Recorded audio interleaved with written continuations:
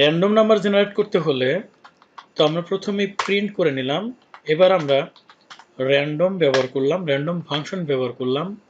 তাহলে আমাদের কিন্তু একটা র্যান্ডম নাম্বার জেনারেট হওয়া উচিত। র্যান্ডম নাম্বার হচ্ছে যে কোনো সময় যে কোনো নাম্বার কিন্তু প্রিন্ট করে দেখাতে পারে, অর্থাৎ কোনো স্পেসিফিক নাম্বার প্রিন্ট করবে না। তো এটাকে আসলে যদি আমরা রান করি তাহলে কিন্তু অটোমেটিক এখানে আসলে ইরর দেখাচ্ছে। তবু আমরা একটু রান করে দেখাচ্ছি আপনাদের। দেখুন এখানে কিন্তু name error, name random is not defined. তো র্যান্ডম নামের আসলে কি ফাংশন বা মেথড কি নেই পাইথনে? হ্যাঁ, অবশ্যই আছে। তবে নেম ইরর বলছে কেন? কারণ হচ্ছে পাইথনে কিছু কিছু মেথডের কাজ করতে হলে আমাদের তার মডিউলটা ইম্পোর্ট করে নিতে হয়। এখানে আমরা কি করব? ইম্পোর্ট করব।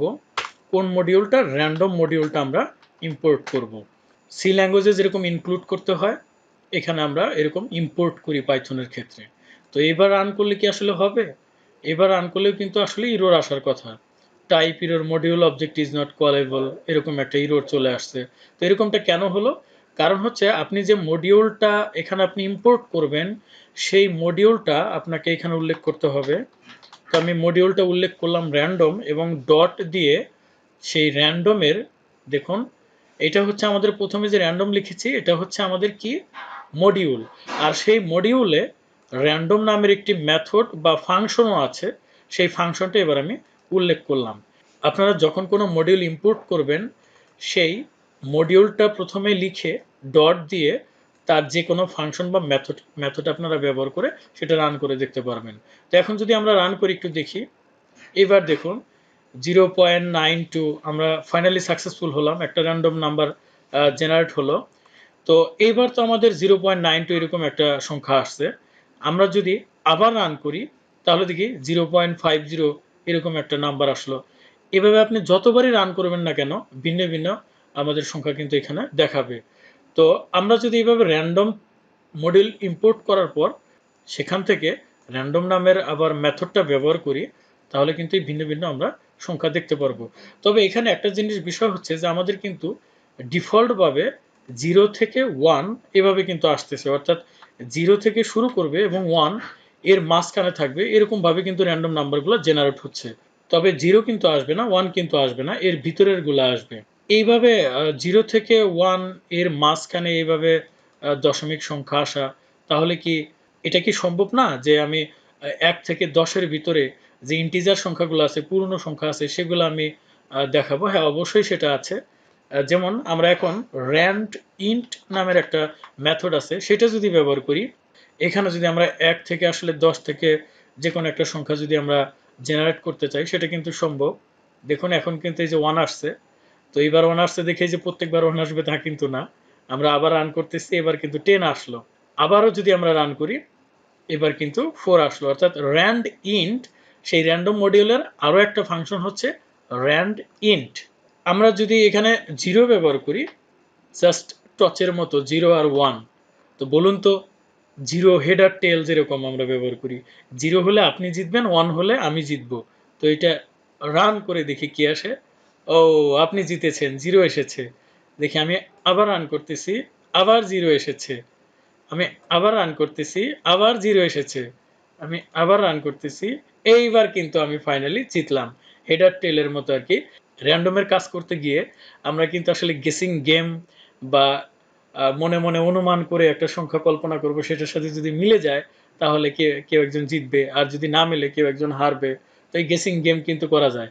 আর র্যান্ডম, ধরুন আপনার পাসওয়ার্ড কেউ একজন জেনে ফেলছে, কিন্তু আপনার পাসওয়ার্ডটা প্রতিবার এক্সিকিউশনের সময় চেঞ্জ হয়ে যাচ্ছে, তাহলে কি সেই পাসওয়ার্ড ব্যবহার করে কেউ আপনার ডাটা অ্যাক্সেস করতে পারবে? না। তো আমাদের ক্রিপ্টোগ্রাফি বা ডাটা সিকিউরিটির ক্ষেত্রে এই র্যান্ডম নাম্বার জেনারেট করা কিন্তু খুবই ইম্পর্টেন্ট একটা বিষয়। সেটা আমরা পরবর্তীতে যখন আরো অ্যাডভান্স লেভেলে শিখবো তখন আমরা এটা জানবো যে র্যান্ডম নাম্বার খুব ইম্পর্টেন্ট ডাটা সিকিউরিটির ক্ষেত্রে, বা আমাদের যাতে করে ফ্লাশ না হয়ে যায়। একটা মান যদি বারবার চেঞ্জ হয়ে যায়, পাসওয়ার্ড যদি বারবার চেঞ্জ হয়ে যায়, তাহলে তো আসলে একজন জেনে ফেললেও কোনো লাভ নেই, তাই না?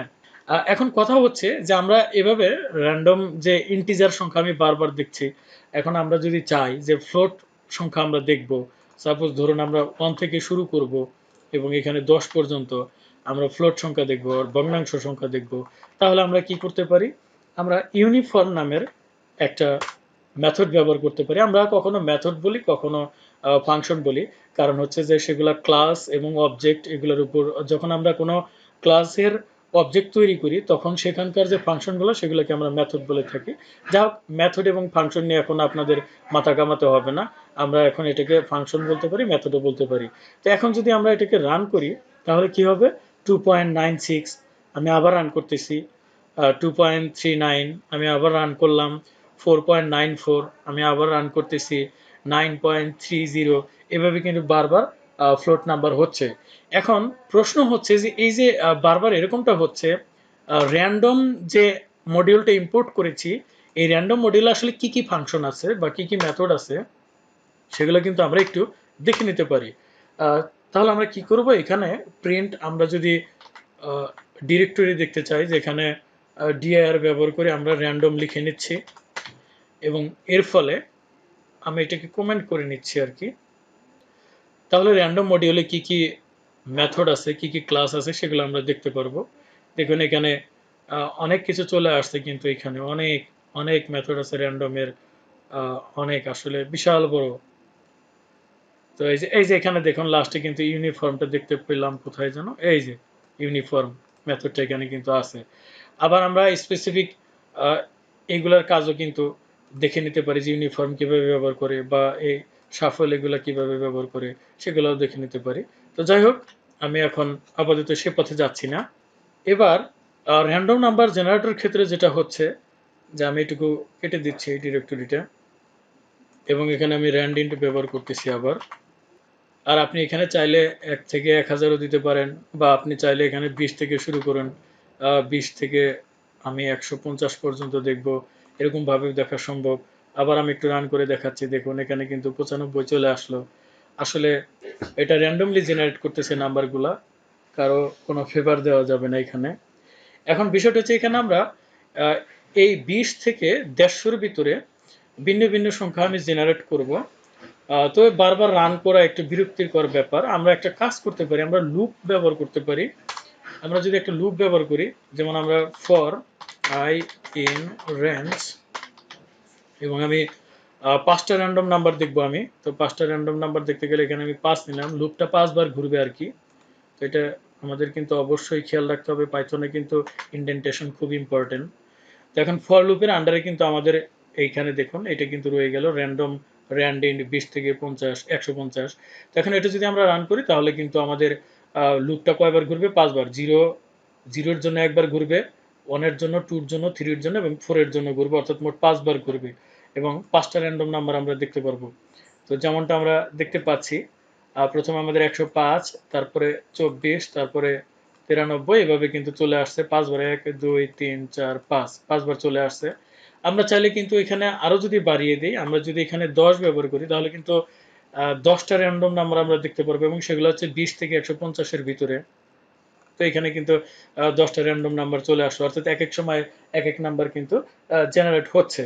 তো আমরা চাইলে একটা মজার কাজ করতে পারি এখানে পাইথনে। ধরুন এই ফর লুপটা চলবে, 10টা র্যান্ডম নাম্বার প্রিন্ট করবে, বাট একটু স্লোলি প্রিন্ট করবে, তাহলে হয়তো আমরা একটু মজা পাবো এটা কাজটা করে। তো সেক্ষেত্রে আমরা আর একটা মডিউল ইম্পোর্ট করে নিচ্ছি, সেটা হচ্ছে টাইম। টাইম মডিউলটা ইম্পোর্ট করার পর আমরা যেখানে প্রিন্ট করব সেই প্রিন্টের আগে আমরা একটা কাজ করে নিতে পারি। আমাদের কিন্তু অবশ্যই একই ইন্ডেন্টেশন রাখতে হবে। তো এখানে কি হবে, আমরা যদি টাইম টাইম ডট স্লিপ নামের একটা ফাংশন ব্যবহার করি আমরা, এবং এখানে এখানে দেখুন এখানে কিন্তু আমরা একটা সংখ্যা দেবো, ধরুন 2 সেকেন্ড পর পর আমরা এই 10টা নাম্বার জেনারেট হবে, বাট 2 সেকেন্ড পর পর। সে কারণে আমি টাইম ইম্পোর্ট করে নিয়েছি এবং 2 সেকেন্ড ঘুমিয়ে পড়বে। আসলে একটা করে সংখ্যা জেনারেট হবে, আবার 2 সেকেন্ড টাইম লাগবে, আবার একটা সংখ্যা জেনারেট হবে, 2 সেকেন্ড টাইম লাগবে। আমি একটু রান করে দেখছি, দেখুন 112 আসলো, 147, 108, 153,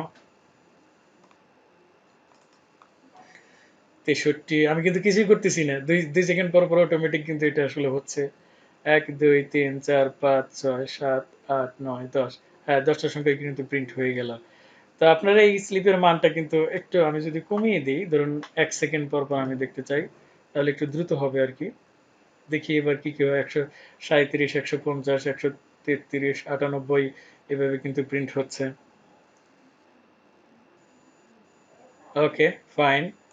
র্যান্ডম নাম্বার ব্যবহার করে আমরা গেসিং গেম করতে পারি। সাপোজ ধরুন আমরা এখানে সেই আগের মতোই যে 0 দিলাম এবং আর একটা কি দিলাম, আমরা 1 দিলাম। তো 0 হবে না 1 হবে এটা কিন্তু আসলে আমি বলতে পারবো না, আপনিও বলতে পারবেন না। তো আমি এটাকে আসলে প্রিন্ট করব না, আমরা প্রিন্ট না করে এটা কোনো একটা ভ্যারিয়েবলের মাঝখানে আমরা রেখে দিচ্ছি। তো এখানে কি হবে, 0 আসবে নইলে 1 আসবে এরকম কিছু, যেহেতু ইন্টিজার এবং র্যান্ডম ব্যবহার, র্যান্ডম ভাবে আমি সিলেকশন করতেছি, সুতরাং 0 আসবে নইলে 1 আসবে এরকম একটা কিছু।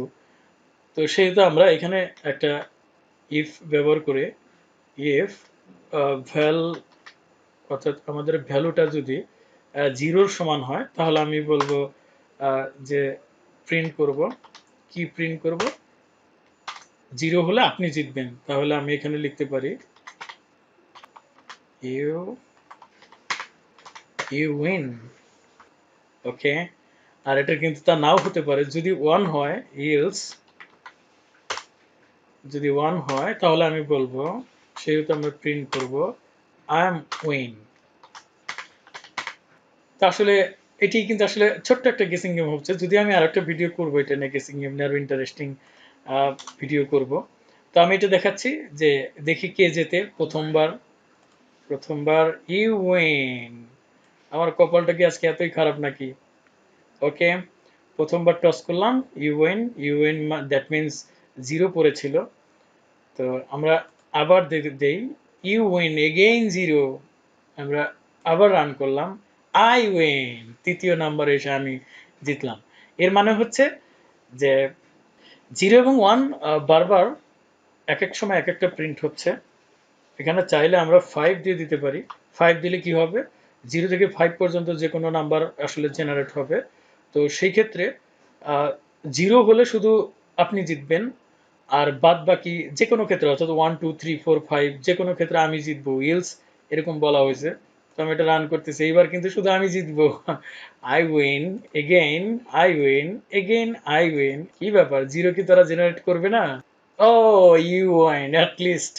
অনেকবার টস করার পর ইউ উইন।